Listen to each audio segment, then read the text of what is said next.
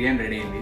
అంతా chicken separate cook చేసి, rice separate cook చేసి, ఫైనల్గా లేయర్స్ వేసి లోపల వేసినాము. అర్ధగంట తర్వాత ఇప్పుడు ఓపెన్ చేస్తాం. కొంచెం జ్వరమే ఉందనుకోండి.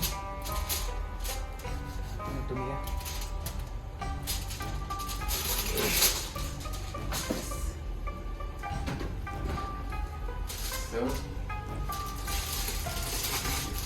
Biryani, chicken biryani.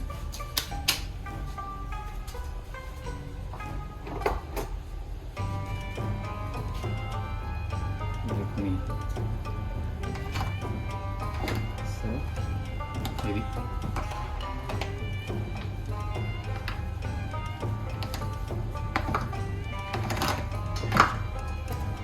This is perfect Hyderabadi biryani.